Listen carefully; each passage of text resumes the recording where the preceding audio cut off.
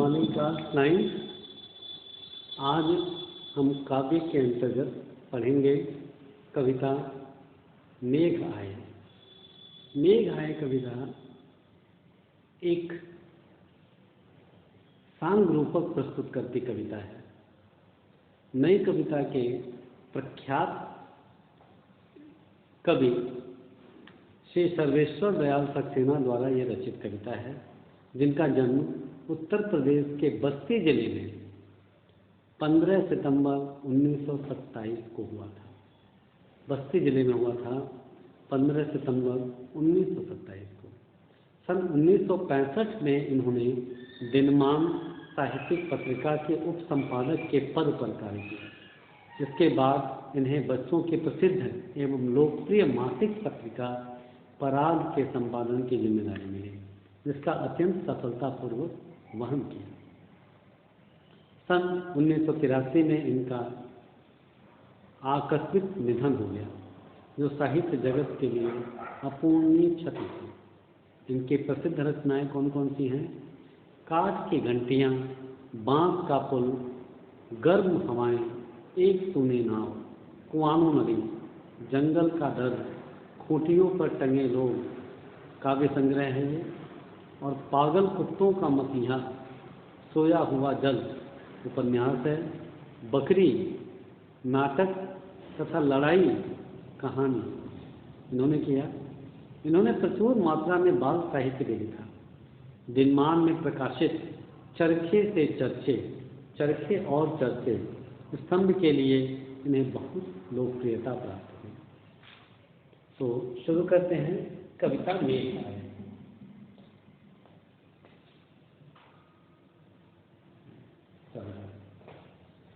देखिए, ये कविता रूपक अलंकार का एक बहुत बेहतरीन उदाहरण है,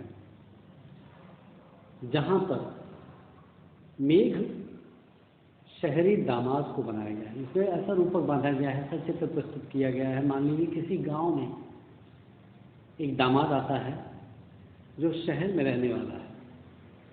दामाद आता है तो आने की खुशी में गांव में उत्साह का माहौल, खुशी का माहौल हो जाता है, क्योंकि दामाद सर्वप्रिय है, सबसे पूज्य है। बेटी गांव में ही है। पत्नी किसका प्रतीक है? बेटी का प्रतीक है। बेटी यानी पत्नी, दामाद की पत्नी, गांव की बेटी, वो क्या है? बिरहनी लता है, जो दरवाजे के ओट में खड़ी है, वो पत्नी का प्रतीक है। तो पत्नी को भी इंतजार है दामाद के आने की, और पत्नी के जो मायके के लोग हैं, गांव के लोग हैं, उनको भी इंतजार है कब दामाद जी आएंगे, बेटी को ले जाएंगे। क्योंकि हर एक माँ बाप, पेरेंट्स को ये खुशी होती है कि उसकी बेटी उसके ससुराल में सुरक्षित और आराम से रहे, इसलिए दामाद का सम्मान होता है। तो गांव के बाहर से पता चलता है, और सबसे पहले पता किससे चलता है? सबसे पहले जो नाचते गाते छोटे छोटे बच्चे हैं गांव के बाहर, वो आते हैं शोर मचाते हुए, हल्ला करते हुए, और उनके कौतूहल को जब सुनते हैं तो गांव में रहने वाले लोग उचक उचक करके देखते हैं, गर्दन उसका करके देखते हैं कि भाई कौन आ रहा है, ये क्यों इतना शोर हो रहा है, कैसी हलचल है। और उसके बाद जब दामाद और अंदर आ जाता है तो पीपल रूपी पेड़, घर का सबसे, गांव का सबसे बूढ़ा बुजुर्ग व्यक्ति सबसे पहले गांव के बाहर जाकर के उनका स्वागत करता है, वेलकम करता है, अगवानी करता है और झुक करके प्रणाम करता है। अब दामाद गांव में आ गए हैं तो खिड़कियां, दरवाजे खुलने लगे हैं। लोग खिड़कियों से झांक झांक करके देख रहे हैं कि देखें तो कौन आ गया है, जिसके कारण इतना उल्लास है। लोग हंस रहे हैं, कौतूहल है, हल्का सा शोर शराबा, हल्का सा शोर शराबा, कष्ट वाला नहीं, शोर शराबा अच्छा, मतलब सुकून देने वाला कि कोई आया है। और जब वो आए तो लड़के क्यों हंसते जाते हैं? सबसे पहले लड़के क्यों? क्योंकि दामाद जी आए हैं तो कुछ लाए भी होंगे। पहले जब दामाद आते थे, अतिथि आते थे, तो मिठाई लाते थे या फल लाते थे या कुछ और लाते थे सबको खाने के लिए। तो गांव के बच्चे इसलिए नहीं खुश हैं कि उनके अतिथि आ रहे हैं, दामाद आ रहे हैं, उनको तो इस बात की खुशी है कि कुछ खाने के लिए ला रहे हैं, आज तो कुछ अच्छा होगा। और कोई अतिथि आएगा तो घर में अच्छा अच्छा बनेगा भी, और जब घर में अच्छा अच्छा बनेगा तो हम भी खाएंगे। आज तो बड़ा अच्छा खाने को मिलेगा, उत्सव का माहौल है। और जब जाएंगे अतिथि, जब जाएंगे तो हमारे हाथ में कुछ पैसा भी रख के जाएंगे, विदाई मिलती है ना, कुछ पैसा भी रख के जाएंगे, तो इसलिए वो खुश है। अब क्या हुआ कि जब दामाद और घर के अंदर आ गए, गांव में आ गए, तो जो धूल थी वो नाचती गाती उठा के भगी। यानी जो कुंवारी लड़कियां थी वो शर्म के मारे लगाते हुए अपने घाघरे को संभाल करके, अपने घाघरे को पकड़ करके ज़मीन से थोड़ा उठा करके कि घाघरा वो पैरों में ना फंसे, वो शर्मा के भगी। जो नई नवेली बधू थी वो ठिठक करके, चुपचाप ठिठक करके तिरछी आंखों से दामाद को देखने लगी, उस अतिथि को देखने लगी कि भाई देखे तो, सुना है बड़ा सुंदर है, मैंने देखा नहीं है। अरे देखे, बड़ी बड़ाई सुनी है, देखे कैसे हैं दामाद ने। तो वो देखने लगी, और नवेली बधू क्या है, नदी रूपी, घूंघट सर गए उसके। ताल रूपी जो अंतरंग नौकर था, ताल नौकर का प्रतीक है घर के अंदर। और पुरानी परंपरा है, जब मेहमान आते थे तो उनके पैर धुलवाए जाते थे, और धुलवाने का कार्य संपन्न घर होता था तो उनके नौकर ही करते थे। तो उनके पैर धुल जाते हैं, नौकर का प्रतीक है, जो आता है पैर धोता है। और घर में सभी के सामने बैठते हैं बाहर दरवाजे पर, या कहें ड्राइंग रूम में। उस समय ड्राइंग रूम नहीं होता था, उस समय ड्योढ़ी होती थी। ड्योढ़ी यानी घर के सबसे बाहर का कमरा। और वहीं पर मेघ की जो पत्नी है, दामाद की जो पत्नी है, जो अकुलाई है लता, पेड़ के पीछे, किवाड़ के पीछे खड़ी होकर के मानो अब सूखने वाली है। अगर मेघ नहीं आया तो सूख जाएगी, अस्तित्व तो समाप्त हो जाएगा। वो दरवाजे के पीछे से कहती है कि आपने पूरे 1 साल के बाद हमारी सुध ली, आपने 1 साल के बाद हमारी खोज खबर ली है, क्या आपको मेरी याद नहीं है? उस समय फ़ोन का ज़माना नहीं था, उस समय तो चिट्ठी पत्री इसी तरह संदेश आता था। जबकि ये कविता है, ये कविता आज की कविता नहीं है, ये कविता उस समय की है जब भारत गाँव में बसता था, ग्रामीण परिवेश की कविता है। गाँव का एक आदमी का दामाद पूरे गाँव का दामाद समझा जाता था, और एक लड़की पूरे गाँव की लड़की समझी जाती थी। और उसके बाद पति और पत्नी दोनों एकांत में मकान के छज्जे पर मिलते हैं, छत पे खड़े होकर वार्तालाप करते हैं, मिलते हैं, सुख दुख सुनाते हैं, और उनके हृदय में प्रेम उत्पन्न होता है।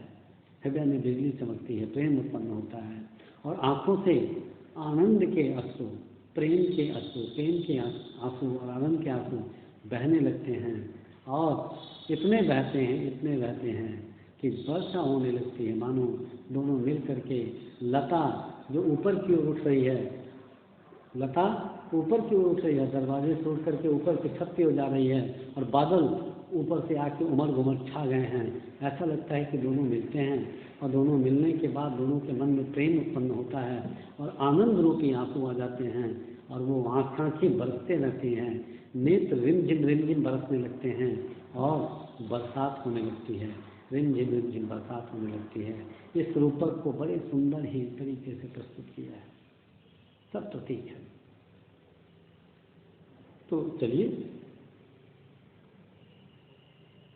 यह देखिए, मेघ प्रतीक है दामाद का, और वो दामाद जो शहरी है, गंवार नहीं है, ग्रामीण। गंवार किसे कहते हैं? जो ग्राम का ग्रामीण हो, जिसे तौर तरीका, रहन सहन, कपड़े लत्ते को पहनने का तरीका नहीं आता है। लेकिन जो दामाद आया है, मेघ जो आए हैं, वो शहरी मेघ हैं, जो सलीके वाले हैं, पढ़े लिखे हैं, जिसमें शौर है। और वो भी कैसे आए हैं? ऐसे उठ करके नहीं चले आए, अपने सबसे प्रिय जगह गए हैं। और व्यक्ति का सबसे प्रिय जगह उसका होता है ससुराल। लड़कों का तो खास होते हैं, दूल्हे का खास होते हैं। ससुराल सबसे प्रिय होता है, ससुराल मधुर होता है। तो दामाद ससुराल गए हैं अपने, तो ऐसे क्यों ना चले जाएंगे, सज धज कर के गए हैं। मेघ आए बने बन ठन के समर के, बन ठन करके आए हैं, सज समर करके आए हैं। सोचिए, एक तो मेघ वैसे सुंदर है, शहरी हैं, काले काले घुंघराले श्याम वर्ण वाले, कितने सुंदर सुंदर। और मेघ सुंदर क्यों लग रहे हैं? अच्छा एक चीज बताइए, जब बाढ़ आई हो, चारों तरफ पानी का वातावरण है, लोग पानी ना चाहते हों, और उस समय काले काले मेघ आकर आकाश पर छा जाएं, तो क्या वो मेघ किसी को सुंदर लगेंगे? बताइए, निश्चय ही नहीं लगेंगे, क्योंकि मेघों की आवश्यकता नहीं है अब। लेकिन जब मेघ की आवश्यकता हो, जब धरती सूख रही हो, जब बैल प्यासा हो, जब कुएं का जल स्तर गिर रहा हो, जब सूखे पौधे, छोटे छोटे पौधे मृत्यु के कगार पर हों, सूखने के कगार पर हों, जब पूरा संसार त्राही त्राही कर रहा हो गर्मी से, जब धरती तप रही हो, जब आकाश से अंगारे बरस रहे हों, उस समय यदि मेघ उमड़ घुमड़ कर छा जाएं, तो आप अनुमान लगा सकते हो कितनी खुशी होती है। और यही मेघ, इसी को दामाद कहा गया। लोग इतने खुश हैं, ऐसे मेघ आने पर लोग इतने खुश हैं जितने खुश लोग दामाद के आने पर होते हैं। मेघ आएंगे, बारिश होगी। आप अपने स्कूल में देखिए, गर्मी के दिनों में जब बहुत तपन होती है, जब उमस होती है, अचानक से ठंडी हवा बहने लगती है, बारिश, मेघ आ जाते हैं, उमस काले बादल, बारिश शुरू कर देते, कितनी खुशी होती है, होती कि नहीं? वही खुशी का वर्णन कर रहा है, और उसी लिए कवि कह रहे हैं कि मेघ आए। ठीक है जी, ओके, चलिए। मेघ आए बड़े बन ठन के समर के, आते आगे आगे नाचती गाती बयार चली। बयार किसका प्रतीक है? मैंने बताया था, बयार छोटे बच्चों का प्रतीक है। मेघ जब आकाश में शुरू से क्षितिज रेखा में मेघ आए, क्षितिज यानी जहाँ पर धरती और आकाश मिलता है, वहाँ पर जब देखा कि मेघ आ रहे हैं, काले काले घुंघराले बलाओं के पाले, पानी से भरे हुए श्याम वर्ण के मेघ आकर आ रहे हैं, तो आने के पहले क्या हुआ? ठंडी ठंडी बयार चलने लगी, और बयार उस खुशी में मानो नाचती गाती चल रही हो। बयार रूपी जो छोटे बच्चे हैं, गांव के बाहर खेल रहे हैं, वो मेघों के, मेघ रूपी दामाद के आने की सूचना देने के लिए मानो उछलते कूदते नाचते गाते चल रहे हैं। अरे भाई देखो आ रहे हैं, अरे भाई देखो पहुना आ रहे हैं, अरे भाई देखो पाहुन आ रहे हैं, अरे भाई देखो पाहुन आ रहे हैं। तरह मानो नाचते गाते उछलते कूदते खुशी से झूमते हुए सबसे पहले चले आए। बहने लगी ठंडी बयार, आगे आगे नाचती गाती बयार चली। बयार में 3 गुण होते हैं, वो शीतल होती है, वो सुगंधित होती है, वो धीमी होती है, मंद होती है। त्रिविध सनेर कहा जाता है इसे, जो शीतल हो, सुगंधित हो और मंद हो। शीतल हो, सुगंधित हो, लेकिन अगर उस हवा की स्पीड 80 किलोमीटर 120 किलोमीटर साइक्लोन हो, तो क्या वो सुखद होगी? नहीं होगी। तीनों गुण रहना आवश्यक है, शीतल भी हो, मंद भी हो, लेकिन उसमें दुर्गंध हो, क्या वो अच्छी लगेगी? नहीं। तीनों गुण होना आवश्यक है, वो शीतल हो, वो सुगंधित हो और वो मंद हो। तो ऐसी इसे बयार कहा जाता है। तो ये बयार चलने लगी, शीतल बयार, और ऐसा लगा कि मानो ये शीतल बयार न हो करके गांव के बाहर खेलने वाले छोटे छोटे बच्चों का समूह है, जो पाहुन रूपी मेघ को देख करके उनकी सूचना देने के लिए उछलते कूदते नाचते नाचते गाते चले आ रहे हैं, सूचना देते हुए। दरवाजे खिड़कियां खुलने लगी गली गली। देखिए दुआ से मेघ को देख करके जब मेघ आए तो ठंडी हवा बहने लगी, और ठंडी हवा बहने लगी तो लोगों ने अपने घर के दरवाजे खिड़कियों को बंद कर रखा था कि अब गर्म हवा ना आए, उन्होंने अपने खिड़की दरवाजों को खोल दिया क्यों ठंडी हवा आकर के कमरे में भर जाए, उमस से छुटकारा मिले, गर्मी से छुटकारा मिले। दूसरे अर्थों में जब बच्चे नाचते गाते आने लगे तो लोगों को कौतूहल हुआ कि भाई क्या हो गया, क्यों बच्चे इतने खुश हैं, क्यों नाचते गाते आ रहे हैं। देखे तो वो देखने के लिए, वो जानने के लिए उन्होंने खिड़की दरवाजे खोल दिए और बाहर झांक करके देखते रहे।